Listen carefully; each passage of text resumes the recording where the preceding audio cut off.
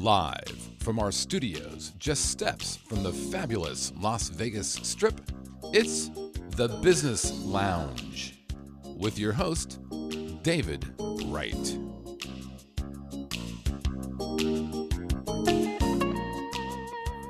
Hi, I'm your host, David Wright, and welcome to the Business Lounge, where we talk to real people about real business and real success. With me today, I have Wilbur LaSane. Wilbur is the founder and president of Spitshine Cleaning Services here in the Las Vegas area. Wilbur comes to us from the U.S. Army, where he was a lieutenant. He also served time with Metro here in Las Vegas for about 8 years. But we're going to be talking to him about his business today. Wilbur, thank you for joining me. Thank you. I appreciate it for having me here today.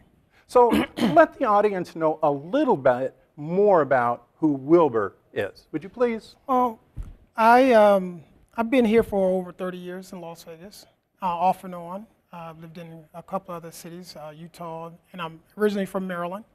I decided when I joined the department, I was in the military, then I joined the department. I just decided I wanted to have my own business. So I come here and start my own business, a lucrative business. It's a big industry, and I'm enjoying it. I love taking care of people and taking care of my clients. So I would think in, the Las Vegas area, there is just countless opportunities for business like yours. But I also understand it's a really competitive environment. Talk to me about some of the challenges that you're faced with when you go about trying to get business or just working in the industry generally. Yeah, so janitorial services, it's a lucrative business, but it is really, really competitive, especially when it comes to the bidding side. You have government, you have the local government, you have private entities. It goes on and on and on. But it's the lowballing is where we start having a little issues with that. And what I mean by lowballing is you have individuals or companies coming in and they give the lowest price. It might not be the best price, but it's the lowest price, and it hurts our industry.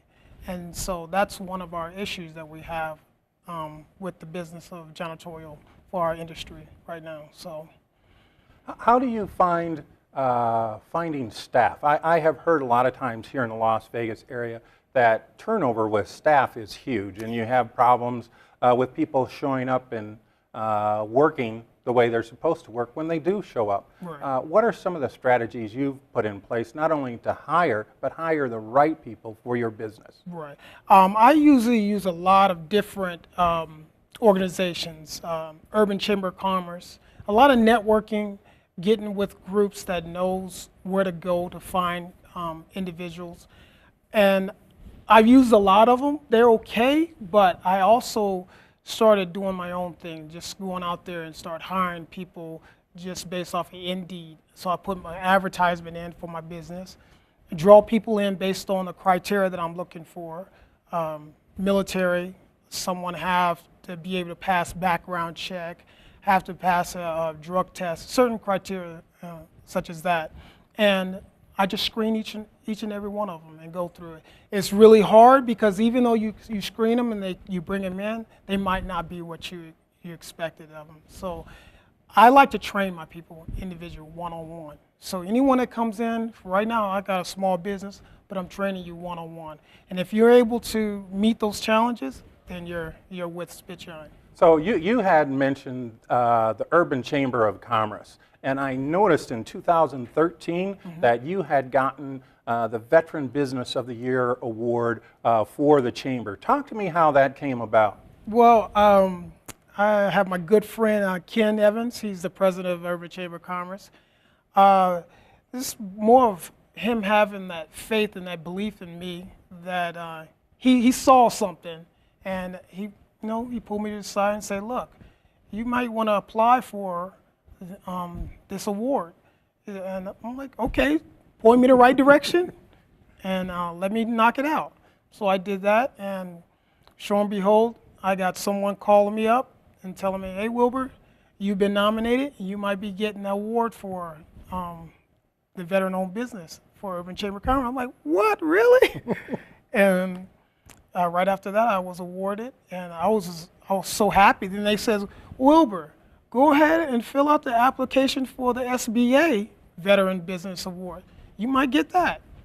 Oh, what the heck? Let me go ahead and knock that out. So I knocked that out, filled that out, and a couple of months later, they called me up and said, you won the award for that.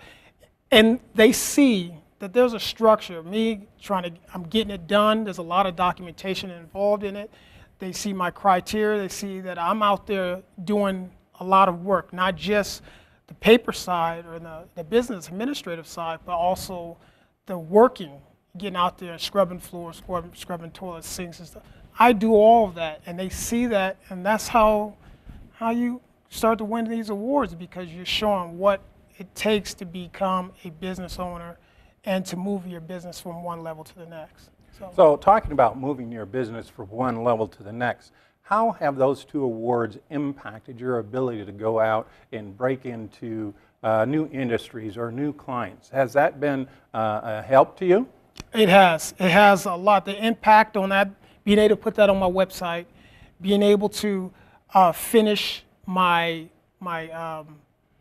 DBE, knock that out, veteran status, knocking that out, just getting all these other statuses and getting myself prepared for bigger contracts and with the government, because that's what I'm mainly focusing on right now is the government.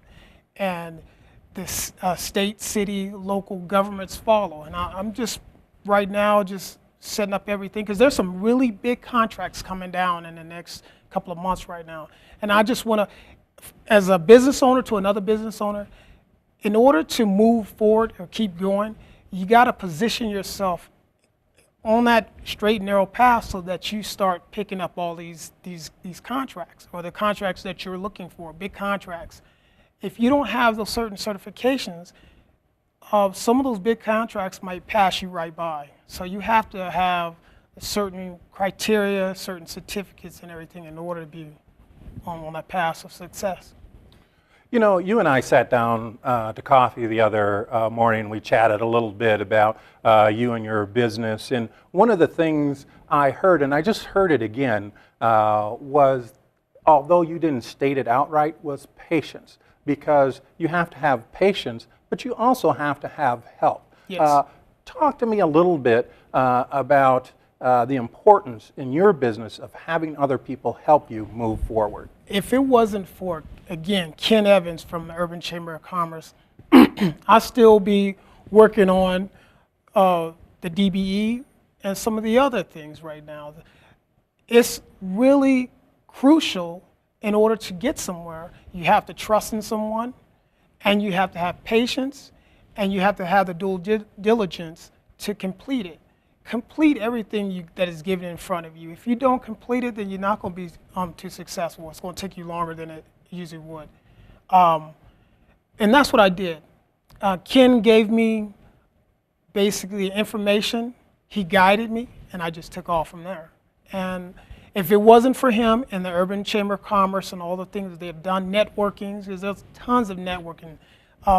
Better Business Bureau had networking programs and stuff like that. When you sit down, I think I got majority of my contracts from networking alone. And then everything else is basically paperwork that I fill out. One of the things that I think people really need to understand is the amount of work that it takes to become a successful business owner. Mm-hmm. Talk to me about what your typical day looks like, because obviously when I think of cleaning services, I think of people working at night. I know you still work in your business because you're not quite to the point where you can just become an administrator. That's so right. How many hours and how much work do you put into your business on a weekly basis? On a week, I'll say first per day, I'm putting in maybe 14 to 16 hours a day. And that's the admin side and the working side. So a lot of them, I got a couple of contracts that are during the day, but I have it broken down to where now I have my employees working a lot of the contracts around the valley during the day. Then our bigger contracts are at night. That gives me, during the day, it gives me enough time to get a lot of the paperwork, documents, bills paid for the business, invoicing, all that time, making sure all the employees have their time counted for. If someone's going to take vacation or whatever, I have all that documented. I'm doing all that basically every day.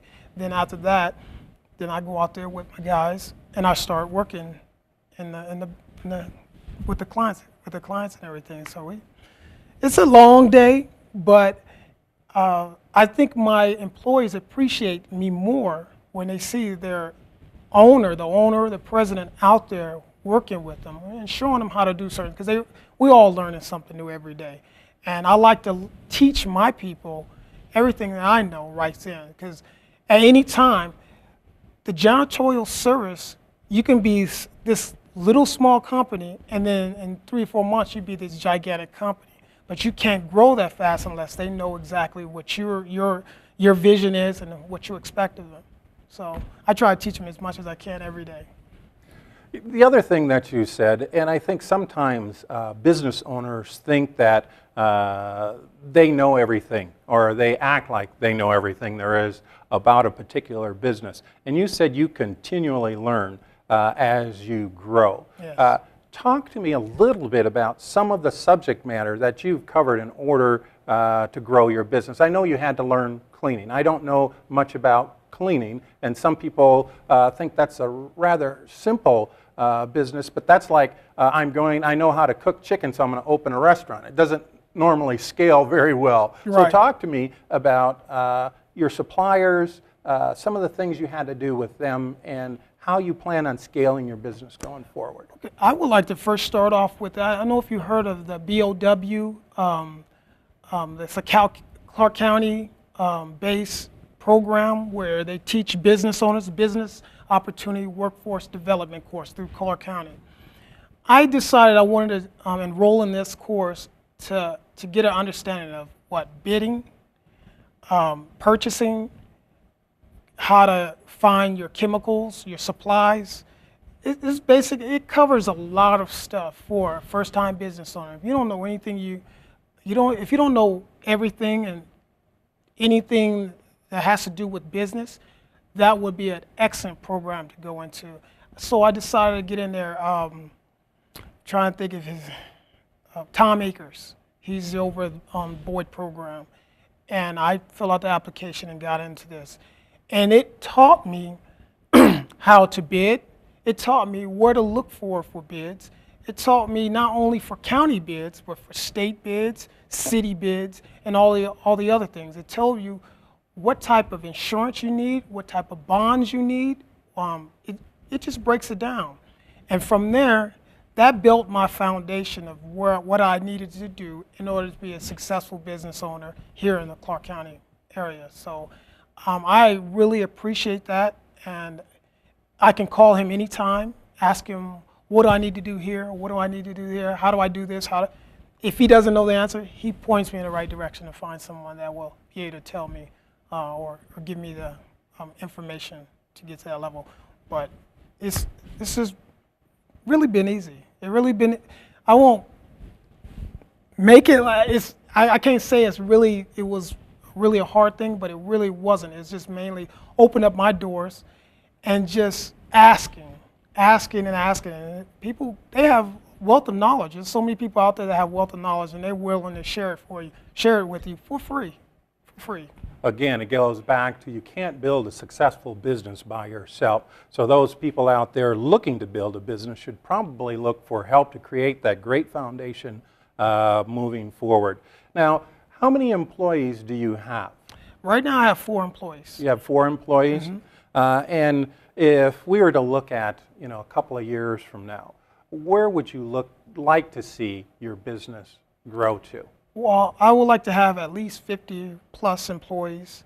I would like to be in a couple of states by now, in that time period, doing a lot of government construction cleaning as well, and private. I have a lot of private entities. I would like to get more private clients and everything. So I can see myself, with that many people and having a lot of success with that. So. Well, good. You know, everybody that comes on the show, I allow them to make their shameless plug, and it's shameless plug time. So go ahead and let people know how they can contact you here in the Las Vegas area. Okay. If you want to contact me, you can contact me at area code 702-586-7889. Again, that's 702-586-7889. Or you can contact me on my website at www.spitshine, that's SPITSHINELV.com. I also have, if you want to give a quote, you can go to my website. You can ask for a quote, and I will reply with it within about 10 to 24 hours. And we clean your home or office as if it was being prepared for a military inspection. Hoorah! All right. Thank you for being on the show. I We'll appreciate it, all right? No problem. This is Dave Wright from the Business Lounge, where we talk to real people about real business and real success. Until the next time, see you in the valley. All right.